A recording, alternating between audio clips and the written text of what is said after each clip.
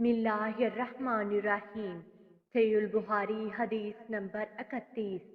अहनफ बिन कैस का बयान है कि मैं इस शख्स हज़रत अली रज़ी अल्लाह अन्हु की मदद के लिए चला।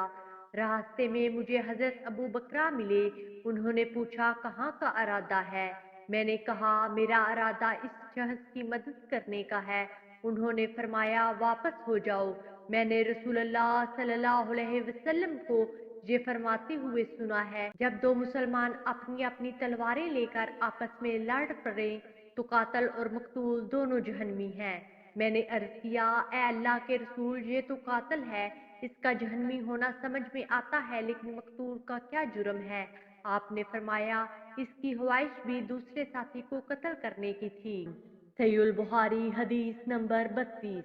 हजरत अब्दुल्ला बिन मसूद रजी अल्लाह अन्हु फरमाते हैं, जब ये आयत उतरी, जो लोग अमान लाए और उन्होंने अपने अमान को जुल्म के साथ आलूदा नहीं किया, वही लोग हैं जिनके लिए अमन है और वही हिदायत याफ्ता हैं।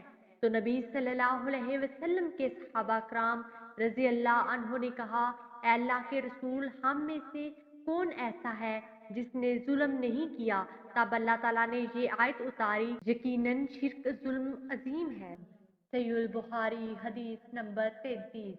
हजरत अबू हुरैरा रजी अल्लाह अन्हु से रवायत है, नबी अकरम सल्लल्लाहु अलैहि वसल्लम ने फरमाया, मुनाफिक की 3 निशानियां हैं।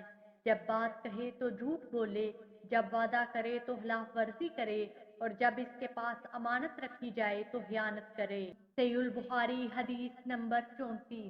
हजरत अब्दुल्ला बिन अमरू रजी अल्लाह अन्हु से रवायत है, नबी अकरम सल्लल्लाहु अलैहि वसल्लम ने फरमाया, 4 बातें जिसमें होंगी वो तो खालिस मुनाफिक होगा, और जिसमें इनमें से कोई एक भी होगी, इसमें नफाक की एक खसलत होगी, जहाँ तक कि वो उसे तर्क कर दे। जब इसके पास अमानत रखी जाए तो खयानत करे, जब बात करे तो झूठ बोले, जब अहद करे तो दगाबाजी करे, और झगड़े तो बेहुदा बकवास करे। सहीह बुखारी हदीस नंबर 35।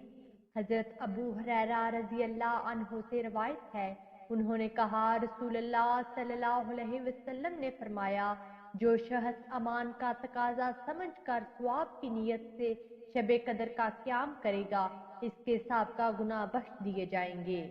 वीडियो को लाइक कीजिए, ज़्यादा से ज़्यादा शेयर करें और हमारे हदीस प्रूफ चैनल को सब्सक्राइब करें। जज़ाकुमुल्लाह खैरा। अगली वीडियो तक के लिए इजाज़त दीजिए। अल्लाह निगहबान।